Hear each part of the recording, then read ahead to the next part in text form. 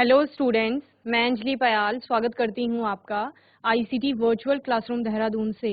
कैसे हैं आप सब लोग? उम्मीद करती हूँ आप सब लोग अच्छे होंगे और अपनी लाइफ में बहुत बेहतर कुछ कर रहे होंगे। आज हम बात कर रहे हैं क्लास 6 के साइंस की और जैसा कि आप लोग जानते हैं चैप्टर चल रहा है आपका सॉर्टिंग मटेरियल्स इनटू ग्रुप, जहां पर आप वस्तुओं के समूह बनाना सीख रहे थे। रिवीजन हम यहाँ पर इस चैप्टर का कर रहे हैं क्योंकि आप ऑलरेडी इन सारे चैप्टर्स को पढ़ चुके हैं, इनके क्वेश्चन आंसर्स भी आप लोगों ने देखे हैं। अभी हम दोबारा एक बार इन चैप्टर्स को अच्छे से पढ़ रहे हैं और तैयार कर रहे हैं। तो सॉर्टिंग मटेरियल्स इनटू ग्रुप में हम कहाँ से शुरू किया था? ग्रुपिंग करना हम लोगों ने शुरू किया था, जिसे हमने क्लासिफिकेशन नाम दिया था, यानी वर्गीकरण जिसे कहा जा रहा था कि वस्तुओं को उनमें जितनी भी समानताएं होती हैं, समान गुण होते हैं या भिन्न भिन्न गुण होते हैं, उनके आधार पर हम एक ही समूह या भिन्न भिन्न समूहों में वर्गीकृत करते हैं, यानी बांटते हैं। उसी को वर्गीकरण कहा जाता है। अब वो गुण क्या क्या होंगे उनके बारे में हम लोग बात कर रहे थे। सबसे पहले आपने बोला था कि मैम देखने में वस्तु कैसी लग रही है, या तो चमकदार है या चमकदार नहीं है, इस आधार पर वर्गीकरण किया जाएगा। इसके अतिरिक्त कठोरता हमने देखी थी कि अब हम वस्तु को प्रेशराइज करेंगे। क्या प्रेशर लगाने पर यानी दबाव लगाने पर वस्तु अपना आकार परिवर्तित कर रही है किसी भी तरह से? तो अगर ऐसा होता है तो वस्तु आपकी कोमल होगी, अगर नहीं हो रहा है तो वस्तु आपकी कैसी होगी? कठोर होगी। तो इसी प्रकार से आपने बहुत सारे गुण देखे थे जिनके आधार पर आपने वस्तुओं के अलग अलग समूह बनाए थे। ठीक है, कुछ और गुणों की बात आज के सेशन में करेंगे। तो आइए चलते हैं स्मार्ट बोर्ड की। जीआईसी सियालदे आवाज आ रही है? हैंड रेस करिए।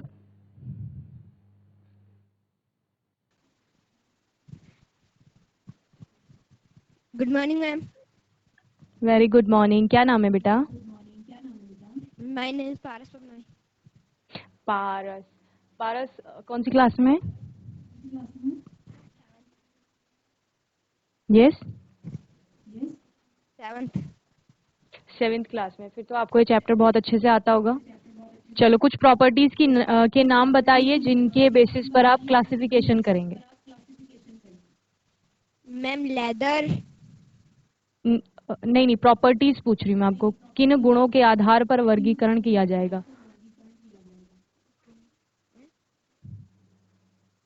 Ma'am hardness, yes, very good. Softness, yes, float और सिंक, वेरी गुड।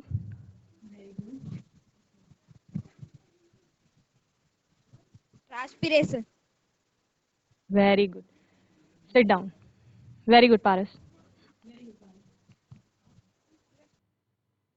चलिए, तो हमारा चैप्टर चल रहा है, रिवाइज हम इसे कर रहे हैं। सेकंड चैप्टर है जो आपका सॉर्टिंग मटेरियल्स इनटू ग्रुप, वस्तुओं के समूह बना रहा है, यहाँ पर सीख रहे हैं।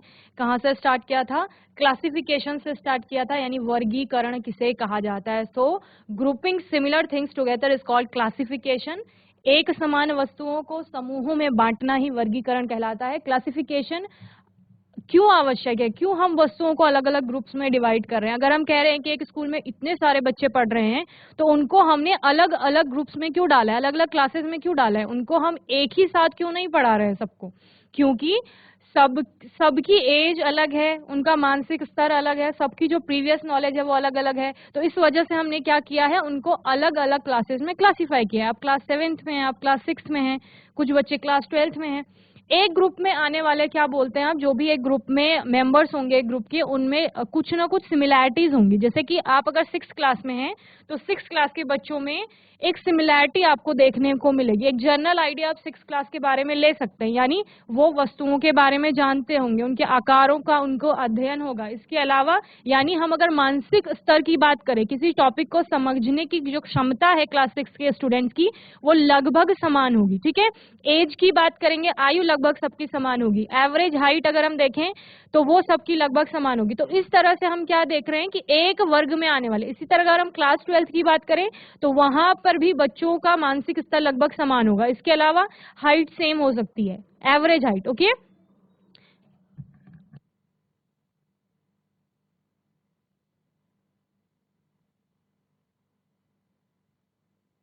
तो इस तरह से हमें क्या दिख रहा है, एक ग्रुप के मेंबर्स में समानता देखने को मिल रही है, सिमिलैरिटीज आपको देखने को मिल रही है। लेकिन जब आप दो ग्रुप्स की बात करेंगे, दो ग्रुप्स को कंपेयर करेंगे, तो उनमें आपको डिफरेंसेस देखने को मिलेंगे।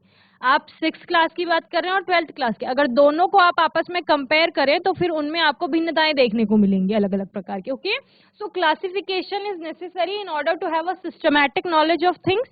अगर हमें किसी भी चीज का एक क्रमबद्ध अध्ययन करना है तो उसके लिए वर्गीकरण आवश्यक होता है। Have a general idea about all the members of group and know the member of group differ from those of other groups. Okay, जैसे मैंने बोला 6th क्लास और 12th क्लास एक दूसरे से अलग अलग है, उनमें कुछ भिन्नताएं हैं, तो हमको इसका भी पता लगता है। इसके अलावा हमें किसका पता लगता है कि 6th क्लास के सभी बच्चे के किस रूप में समान है या क्या क्या उनमें समानताएं हैं, उसका भी हमें पता लगता है। ओके, तो इस तरह से हमने वस्तुओं के वर्गीकरण को समझा, यानी ग्रुपिंग जो आप कह रहे हैं वही क्या है, वर्गीकरण है। ओके, अब ग्रुपिंग कैसे करोगे, किस आधार पे करोगे? कुछ ना कुछ गुण होने चाहिए जिसके आधार पर आप वस्तुओं को अलग अलग समूहों में बांट रहे हो। देखो, कुछ भी नहीं है क्लासिफिकेशन। बेसिकली क्या है, आपके पास बहुत सारा सामान दे दिया है और आपको क्या करना है, उन सामान के अलग अलग समूह बनाने हैं। आपको देखना है कि कौन से सामान में क्या गुण आ रहा है, कोई एक या दो गुण लेकर आप चलेंगे और उसके आधार पर वस्तुओं को क्या करेंगे, वहां पर विभाजन करेंगे या एक वर्ग में आप एक जैसे वस्तुओं को रखेंगे। ठीक है, यहां पर आपको सबसे पहले प्रॉपर्टी में लस्टर या अपीयरेंस की बात करते हैं। लस्टर या अपीयरेंस क्या है, दिखने में वस्तु कैसी है। ठीक है, एक गुण लेके चलेंगे, सारे गुण एक साथ नहीं लेंगे, एक गुण लेकर चल रहे हैं कि हम देखने में सबसे पहले बताएंगे। आपके पास बहुत सारी वस्तुएं थी, आपके पास कोयला था, लकड़ी था, आपके पास लोहा था, सोना था। ठीक है, 4 चीजें मैंने बोली, क्या क्या? आपके पास लकड़ी है, कोयला है, लोहा है और सोना है, 4 चीजें हैं। अब आपको इनको 2 ग्रुप में बांटना है। क्लियर? तो आप कह रहे हो कि मैम देखने में सोना चमकदार है, लोहा भी चमकदार है, तो इन दोनों को हम एक समूह में रख देंगे, और हमारा जो कोयला है और लकड़ी है उनमें किसी भी प्रकार की चमक नहीं है, तो इसलिए हम उनको एक ग्रुप में रख देंगे। तो हमने किस आधार पर वर्गीकरण किया? दिखने में वस्तु कैसी थी, चमकदार थी या नहीं थी, उस आधार पे हमने वर्गीकरण किया। तो सबसे पहली प्रॉपर्टी हमारी वही आई, अपीयरेंस या लस्ट्रस शाइन जिसको आप कह रहे हैं। ठीक है, तो जितने भी मेटालिक सब्सटेंसेस होते हैं, जैसे कि आपका लोहे की बनी चीज है, सोना हो गया, प्लेटिनम हो गया, सिल्वर हो गया जिसे चांदी कहते हैं आप, कॉपर, तांबा, इसके अलावा जितने भी आपकी मेटल्स आती हैं उनसे बनी हुई जो वस्तुएं हैं वो मोस्टली आपकी क्या होती हैं, चमकदार होती हैं। मेटालिक शाइन उनमें होती है, धात्विक चमक जिसे कहा जाता है, और अधातुओं में ऐसी चमक आपको नहीं देखने को मिलती है, जिनमें आप बहुत सारी चीजें ऐसी देखते हैं जिनमें अपनी चमक नहीं होती है। चमक का मतलब ये नहीं है कि उस पर लाइट डाल रहे, चमक का मतलब क्या है कि वो खुद से नेचुरली किस तरह से वो शाइन कर रहा है, वो नेचुरल शाइन जो होगी उसको ही लस्ट्रस शाइन कहा जाता है, और हिंदी में जिसे आप आभा कहते हैं। ओके, चलिए ये प्रॉपर्टी हमने पढ़ ली थी। इसके अलावा वस्तुओं में ट्रांसपेरेंसी होती है एक। ठीक है, आपने अलग अलग वस्तुएं देखी है, कुछ वस्तुएं ऐसी होती है जो अपने में से पूर्ण रूप से प्रकाश को गुजरने देती हैं, यानी जिनसे आपको आर पार दिखाई देता है क्लियरली। तो एक ग्रुप वो हो गया। दूसरा ग्रुप कौन सा आएगा, जिनसे आपको धुंधला दिखाई देता है। धुंधले से क्या तात्पर्य है कि प्रकाश वहां से कम मात्रा में गमन कर रहा है। ठीक है, और तीसरा प्रकार होता है इसका, या तीसरा आप क्या कहेंगे वर्ग इसमें बनेगा, जिसमें वस्तु से बिल्कुल भी आर पार नहीं दिखाई देगा, यानी प्रकाश बिल्कुल भी आपका गमन नहीं कर रहा है। तो ट्रांसपेरेंसी यानी पारदर्शिता के आधार पर 3 वर्ग बनते हैं। एक आता है ट्रांसपेरेंट यानी कि पारदर्शी पदार्थ, एक आता है ट्रांसल्यूसेंट मटेरियल्स यानी कि अल्प पारदर्शी पदार्थ, और एक आता है ओपेक यानी अपारदर्शी। ओके, इनके नाम से ही आपको समझ जाना चाहिए, हिंदी में जब आप पारदर्शी कहते हैं तो पारदर्शी का मतलब होता है जिससे आर पार दिखाई दे रहा है। ट्रांसल्यूसेंट यानी अल्प पारदर्शी जिसे कह रहे हैं, अल्प का मतलब होता है कम, जिससे कम दिखाई दे रहा है यानी धुंधला दिखाई दे रहा है। और अपारदर्शी, अ का मतलब होता है नहीं, हिंदी में हम अ नहीं के लिए यूज करते हैं, तो अ यानी नहीं, पारदर्शी जो पारदर्शी नहीं है यानी जिससे दिल दिखाई ही नहीं दे रहा है, तो वो क्या हो जाएगा, अपारदर्शी हो जाएगा। ओके, सो ट्रांसपेरेंसी के आधार पर कितने 3 वर्ग हम लोगों के बनेंगे यहाँ पर। क्लियर है? बोलो भाई, इतना समझ आया? सियाल दे हैंड रेस करिए, समझ में आया तो। ठीक है, वेरी गुड। श्रीपुर बीच, चलिए तो क्या क्या ग्रुप हमने पारदर्शिता के आधार पर कितने समूह बनाए, 3। एक पारदर्शी या पारदर्शक जिसे कहते हैं, एक पारभासी या पारभाषक होता है, जिसमें कि आपका, जिसको अल्प पारदर्शी भी मैंने बताया, और तीसरा आपका होता है अपारदर्शी। ठीक है, जिसे यहाँ पर पिक्चर में दिख रहा है, पहले वाले पिक्चर में आपको जो यहाँ पर कार है या गाड़ी है जो भी, वो आपको क्लियरली विजिबल हो रही है। बीच में आपका कोई ऐसा पदार्थ है जिससे आर पार बिल्कुल साफ दिखाई दे रहा है, तो ये ट्रांसपेरेंट हो गया। ट्रांसल्यूसेंट में आपको कैसा दिख रहा है, धुंधला सा दिखाई दे रहा है। ठीक है, कम मात्रा में दिखाई दे रहा है आप बोलेंगे, क्योंकि प्रकाश कम मात्रा में गमन कर रहा है, तो ये ट्रांसल्यूसेंट हो गया। And third one is opaque. Third one आपका क्या है, ओपेक है, यानी कि जिसको अपारदर्शी आप लोग कह रहे हैं, जिससे आपको बिल्कुल भी आर पार नहीं दिखाई दे रहा है। जैसे आपकी क्लासरूम की वॉल की बात करें, दीवार जो है वो कैसी है, अपारदर्शी है। क्लियर? आपके हाथ में नोटबुक है, वो कैसी है, अपारदर्शी है। इस नोटबुक में जो पेज होगा, हाँ बिल्कुल आपको इस नोटबुक से आर पार नहीं दिखाई दे रहा है, मैं नहीं दिखाई दूंगी। अगर आंख के आगे आप क्या लगा लोगे, ये नोटबुक लगा लेंगे। ठीक है, तो ये कैसी है, ओपेक है, यानी अपारदर्शी है। अगर इसी नोटबुक का जो पेज है उस पर कहीं पर ऑयल गिर जाता है, या बटर पेपर जिसे आप कहते हैं वो होगा, तो उससे आपको धुंधला दिखाई देगा। ठीक है, तो वो कैसा होता है, ट्रांसल्यूसेंट होता है। आपने देखे होंगे कोई कोई दरवाजे ऐसे होते हैं जिनसे बिल्कुल आर पार दिखाई देता है। ठीक है, तो वो होते हैं ट्रांसपेरेंट, यानी कि पारदर्शी। ओके, चलिए, तो ये आपकी सेकंड प्रॉपर्टी थी। इसके बाद जैसे मैं पारस ने बताई थी एक और प्रॉपर्टी, दैट इज हार्डनेस, कठोरता जिसे कहा जा रहा है। ये क्या है, अब हम वस्तुओं को क्या करेंगे, उन पर दबाव लगाएंगे, और दबाव लगाने से हमें परिवर्तन देखने को मिलता है या नहीं, हम उसकी बात करेंगे। तो आपने देखा होगा कई सारी वस्तुओं को आप इजीली कंप्रेस कर लेते हैं। अगर आप उनको दबाव लगा रहे हो उन पे, तो वो आसानी से दब जाती हैं या फिर उनका आकार बदल जाता है। जैसे सॉफ्ट टॉयज हो गए आपके। ठीक है, सॉफ्ट टॉयज होते हैं जो आपके, उनको, उनके अंदर क्या होता है, उनके अंदर होती है कॉटन, रुई होती है उनमें। अगर आप उनको दबाते हैं तो वो इजीली दब जाते हैं, तो वो क्या है, सॉफ्ट है। ठीक है, वो किस समूह में आएंगे, कोमल या मुलायम वस्तुओं के समूह में आएंगे। रबर बैंड की बात करते हैं, वो भी सॉफ्ट होते हैं। पिलोज हो गए आपके, तकिए वगैरह जो होते हैं, या कुशंस हो गए, ये भी कैसे होते हैं, ये भी सॉफ्ट में आएंगे। स्पॉन्जेस आप लोगों ने देखे होंगे, वो सारे सॉफ्ट होते हैं। अगर आप अपनी टेबल की बात करें या चेयर की बात करें, वो कैसा है, वो हार्ड है। उसको आप प्रेशर अप्लाई करेंगे तो वो क्या नहीं करेगा, अपना आकार नहीं बदलेगा, तो वो कैसा है, कठोर है। आप ऐसा नहीं कहेंगे कि हम उसको काट ही नहीं सकते, बहुत ज्यादा प्रेशर अप्लाई करोगे तो काट सकते हो, तोड़ सकते हो उसको, लेकिन हम नॉर्मल कंडीशंस की बात करते हैं हमेशा। ठीक है, तो जो आसानी से कट जाता है, जिसको हम आसानी से काट सकते हैं, वो आपका सॉफ्ट मटेरियल्स में आएंगे। यानी कि किस वर्ग में आप उनको रखेंगे, कोमल वस्तुओं के वर्ग में रखेंगे। और जिनको आप आसानी से काट नहीं सकते या दबा नहीं पा रहे, उनके आकार में किसी तरह से परिवर्तन नहीं ला पा रहे हैं, वो आपका हार्ड मटेरियल्स यानी कठोर वस्तुओं के समूह में आएंगे। जैसे यहाँ पर आपको अलग अलग एग्जाम्पल दिए गए। हार्ड में आपको देखो, सबसे पहले ये क्या दिखाया गया है यहाँ पर, ये आपका कुछ स्टोन्स हैं या रॉक्स हैं जिनके पार्ट है, यानी पत्थर हो गए आपके, ईंटें हो सकती हैं जो हार्ड सब्सटेंसेस में आएंगी। ये आपका हेलमेट है। इसके अलावा कटलरी आपकी यहाँ पर दिखाई गई है, ये भी आपका किस में आएगी, हार्ड सब्सटेंसेस में आएगी। स्टैच्यू हो गए, सॉफ्ट में आपका ये सॉफ्ट टॉय दिखाया गया, रबर बैंड्स हो गए, आपके पिलोज हो गए। इसके अलावा स्पॉन्जेस हैं, ये सारे किस में आते हैं, सॉफ्ट मटेरियल्स में आएंगे। Okay, so you can not change the shape of a hard material by pressing it और कटिंग इट इजीली। आप कठोर वस्तुओं का आकार आसानी से दबाकर या फिर काट कर बदल नहीं सकते हैं। In contrast, you can easily change the shape of a soft material by pressing it or stretching it। जबकि आप क्या कर सकते हैं, जो कोमल वस्तुएं होती हैं उनको आप आसानी से क्या कर सकते हैं, उनका शेप चेंज कर। हार्ड वस्तु जो मटेरियल्स हैं आपके, हार्ड मटेरियल्स को आप आसानी से काट भी नहीं पा रहे हो और उनका क्या नहीं कर पा रहे हैं, जो आकार है उसमें किसी प्रकार से परिवर्तन नहीं ला पा रहे। लेकिन जो सॉफ्ट होंगे उनको आसानी से काट भी पा रहे हो और उनके आकार में परिवर्तन भी आप ला पा रहे हैं। ओके, तो इस तरह से हार्डनेस के बेसिस पर भी दो ग्रुप बने, एक हार्ड सब्सटेंसेस का, एक सॉफ्ट सब्सटेंसेस का, यानी कि एक कोमल वस्तुओं का और एक कठोर वस्तुओं का। ठीक है, देन फ्लोटिंग और सिंकिंग इन वाटर, ये भी हमें पारस ने बताया कि फ्लोट और सिंक के बेस पर भी हम वस्तुओं को क्या कर सकते हैं, ग्रुप बना सकते हैं।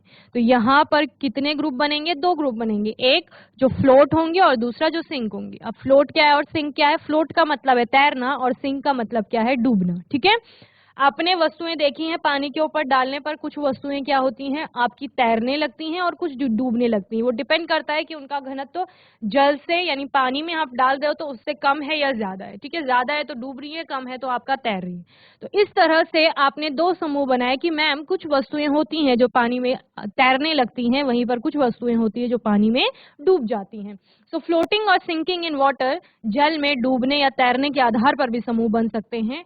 Many substance float whereas many other sink in water, कई पदार्थ आपके या कई वस्तुएं ऐसी होती हैं जो जल में तैरती हैं, वहीं कई वस्तुएं ऐसी होती है जो जल में डूब जाती हैं।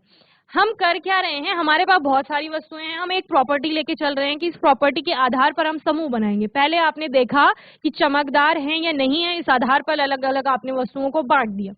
गुण का निर्धारण आप लोग स्वयं से करेंगे, कौन सा गुण हमको लेना है, किस आधार पे हमें वर्गीकरण करना है। फिर आपने क्या कहा कि ट्रांसपेरेंसी के आधार पर हम लोग कर सकते हैं, हार्डनेस के आधार पर हम लोग कर सकते हैं, ग्रुप बना सकते हैं अलग अलग। अब आप कह रहे हो कि पानी में कुछ वस्तुएं तैरती हैं, डूबती हैं, इस आधार पर भी हम वर्गीकरण कर सकते हैं वस्तुओं का। ओके, चलिए।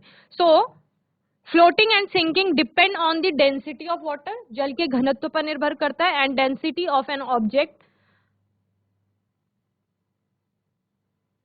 If the density of an object is less than the density of water, अगर आपका क्या है, किसी वस्तु का घनत्व जो है वो जल के घनत्व से कम है, इसका मतलब क्या है, जल का घनत्व अधिक है। Okay, this means that the upthrust of water on an object is greater than the weight of the object. Okay,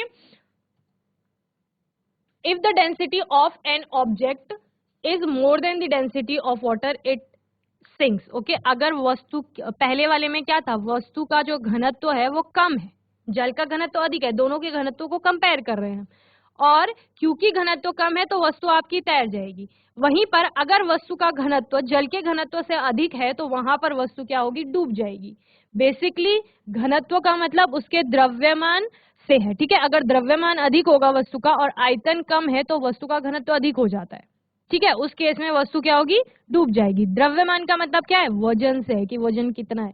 आपने देखा होगा भारी चीजें और जो कम स्थान घेरती हैं वो क्या हो जाती हैं, डूब जाती हैं। वहीं पर जो हल्की चीजें हैं और ज्यादा स्थान घेर रही हैं उनका घनत्व तो कम हो जाएगा, तो वो क्या हो जाएंगी, तैरने लगेंगी। जैसे बैलून की बात कर रहे हैं, बैलून आपका देखने में तो बड़ा है लेकिन हल्का है ना, वजन कम है, उसमें जगह वो ज्यादा घेर रहा है। और उसी के कंपैरिजन में एक लोहे की कील ले लीजिए, तो लोहे की कील वजन में ज्यादा होगी, भारी होगी, लेकिन आयतन कम घेर रही है, जगह कम घेर रही है, बहुत छोटी जगह में आ जाएगी ना, तो वो डूब जाएगी। ठीक है, तो ये सब घनत्व पर निर्भर करता है। घनत्व बराबर होता है द्रव्यमान बटे आयतन। फ्रैक्शन आप लोगों ने पढ़ी होगी, भिन्न। तो जहां पर भिन्न में ऊपर यानी जो आपका अंश में आता है उसका मान अधिक होता है और हर का मान कम होगा, तो भिन्न का ओवरऑल मान आपका क्या हो जाता है, अधिक हो जाता है। तो यहाँ पर द्रव्यमान अंश में है, द्रव्यमान ज्यादा हुआ और आयतन आपका कम है। देखिए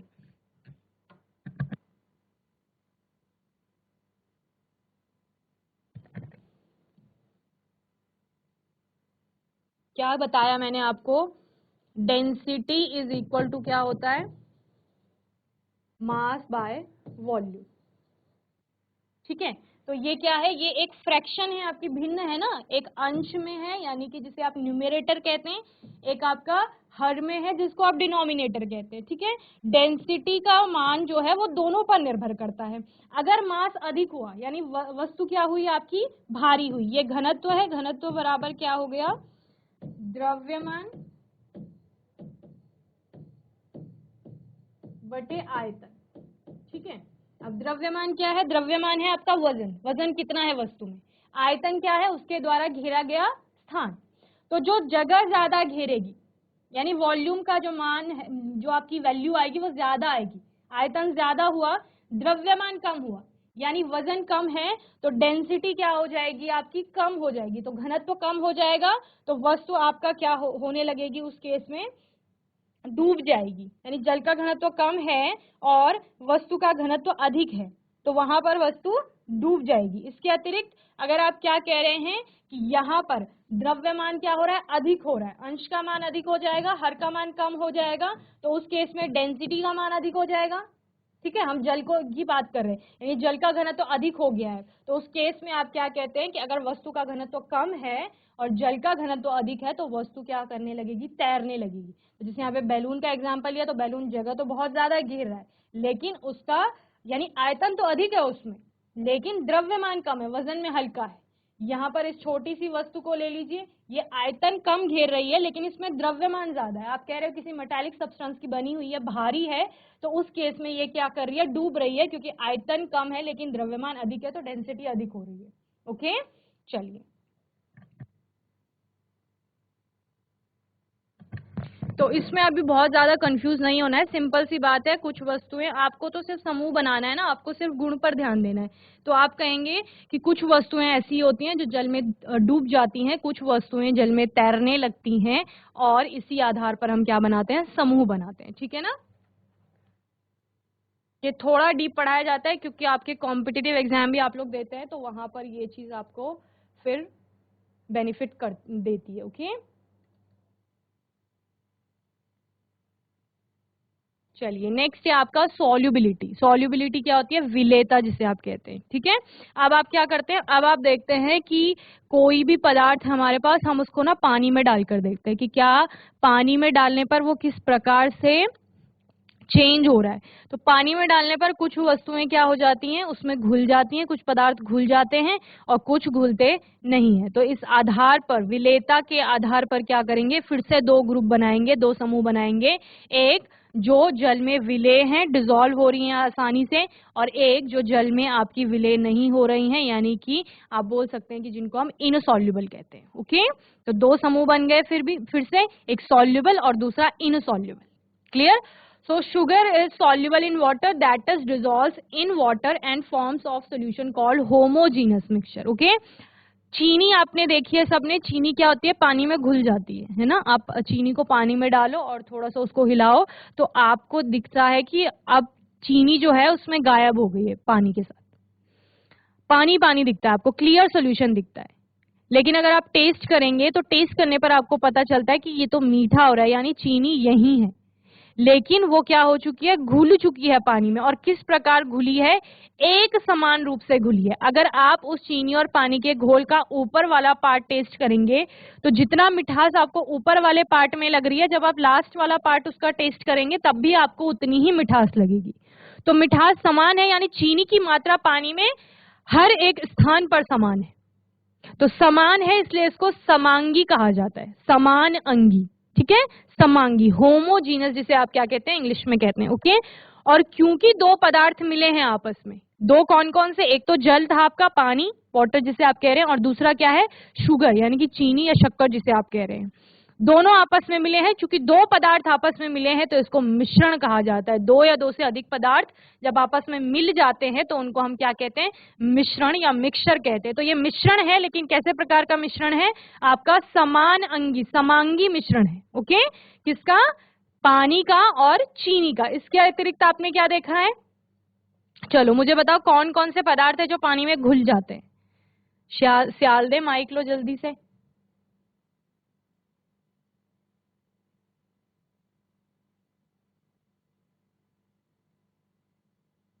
GIC सियाल दे। एक तो मैंने आपको बताया कि पानी में आपकी चीनी घुल जाती है, इसके अलावा कोई चीज देखी है आपने, कोई पदार्थ देखा है जो पानी में घुल जाता है?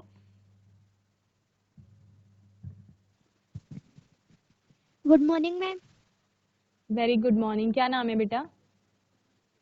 पवन। पवन। पवन क्या पढ़ रहे हैं हम? साइंस।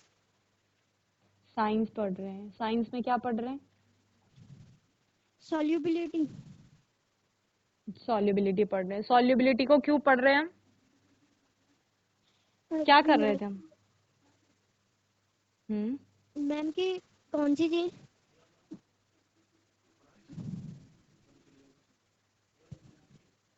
यस, सॉल्युबल, इन सॉल्युबल और इनसॉल्युबल।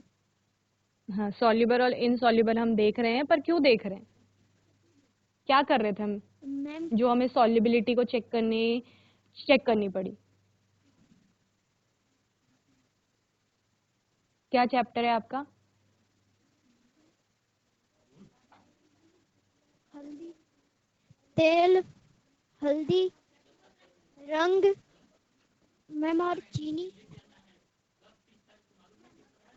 चलिए चलिए पवन, सिट डाउन, वेरी गुड। किसी और को माइक दे दो जल्दी से। Good morning ma'am.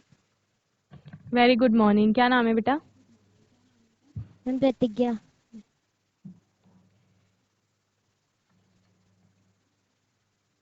प्रतिज्ञा, कौन सा चैप्टर चल रहा है? मैम सेकंड चैप्टर चल रहा है। क्या नाम है चैप्टर का? वस्तुओं का वर्गीकरण। वस्तुओं का वर्गीकरण। ठीक है, तो क्या कर रहे थे हम यहाँ पर? वर्गीकरण कर रहे थे ना? हाँ, सॉल्युबिलिटी हमारी प्रॉपर्टी है। पवन, मैं जो आपसे पूछना चाह रही थी कि हम क्या कर रहे हैं, तो हम वस्तुओं का समूह बना रहे थे। हमारे पास बहुत सारी वस्तुएं आ गई और जैसे हमें प्रतिज्ञा ने चैप्टर का नाम बताया उसके आधार पर हमें क्या पता लगता है कि हम वस्तुओं को अलग अलग ग्रुप्स में बांट रहे थे, जिसमें हमने बहुत सारी प्रॉपर्टीज देखी इससे पहले कि आपका पदार्थ को हम दबा कर देख रहे हैं, काट कर देख रहे हैं, उसके आधार पर हमें पता लग रहा है कि कुछ वस्तुएं होंगी जो हार्ड होंगी और कुछ आपकी कैसी होंगी, सॉफ्ट होंगी। ठीक है, ट्रांसपेरेंसी आपने बोला कि प्रकाश उसमें से किस प्रकार से जा रहा है, यानी आर पार दिखाई दे रहा है या नहीं दे रहा है, उस आधार पर भी 3 समूह बने। देखने में चमकदार होगा या नहीं होगा, उस आधार पे समूह बने। तो उसी में से एक सॉल्युबिलिटी है, जिसमें आपने बोला एक सॉल्युबल होगा, दूसरा इनसॉल्युबल। मैंने पूछा कि सॉल्युबल सब्सटेंसेस कौन कौन से होते हैं। प्रतिज्ञा, एक तो चीनी बता दिया था, इसके अलावा? मैम नमक होता है जो सॉल्युबल होता है। और इनसॉल्युबल क्या क्या होता है जो घुलता नहीं है? तेल, चॉक, मिट्टी। यस, ठीक है, वेरी गुड प्रतिज्ञा। सिट डाउन बच्चे। तो सॉल्युबिलिटी देख रहे हैं आप पानी के साथ, ठीक है। और यहाँ पर आपने क्या बोला कि मैम कुछ पदार्थ होंगे जो जल में हमारे विलय हो जाएंगे, विलीन हो जाएंगे, और वो चूंकि सॉल्युबल है उसमें तो और सॉल्यूशन बनाते हैं, तो उनको हमने होमोजीनस मिक्सचर नाम दिया, यानी समांगी मिश्रण जिसे कहा गया है। और दूसरा बनता है इनसॉल्युबल, यानी कि जो वस्तुएं या जो पदार्थ आपका क्या हो रही हैं, जल के साथ घुल नहीं रही हैं। ठीक है, जैसे प्रतिज्ञा ने क्या बताया कि मिट्टी हो गया या चौक हो गया, रेत की बात आप लोग करते हैं, सैंड, वो भी क्या होता है, इनसॉल्युबल होता है, यानी वो पानी में डालेंगे तो आप कितना भी घोलने का प्रयास करें वो नहीं घुलेगा।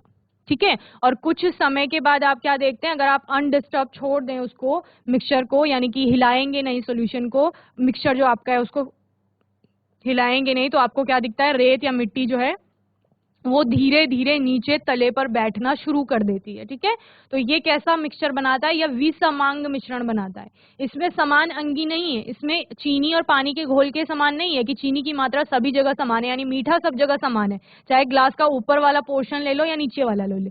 यहाँ पर क्या हो रहा है, यहाँ पर आपको ऊपर मिक्सचर में रेत कम दिखेगी पानी में, और नीचे नीचे जो सबसे बॉटम वाला पार्ट होगा वहां पर रेत की मात्रा सबसे अधिक दिखेगी। तो इस तरह से अलग अलग स्थान पर अलग अलग कंपोजिशन है, तो आप इसको क्या कहते हैं, विसमांग मिश्रण, यानी हेटेरोजीनस मिक्सचर भी कहा जाता है। तो सॉल्युबिलिटी के आधार पर भी 2 ग्रुप बनेंगे, एक आपका सॉल्युबल सब्सटेंसेस का और दूसरा होगा आपका इनसॉल्युबल सब्सटेंसेस का। ओके, चलिए आने वाले सेशंस में हम मिसिबल लिक्विड्स पर बात करेंगे, मिसिबल और इमिसिबल, यानी मिश्रणीय और अमिश्रणीय द्रव आपके क्या होते हैं, और अगर अमिश्रणीय द्रव हैं तो क्या हम उनको सेपरेट कर सकते हैं, पृथक कर सकते हैं, और पृथक कर सकते हैं तो कौन कौन की सी विधियों का प्रयोग हम पृथक्करण के लिए करेंगे। ये आपका लास्ट टॉपिक होगा इस चैप्टर का, और उसके बाद हम इसके क्वेश्चन आंसर्स को फिर से रिवाइज करेंगे। चलिए,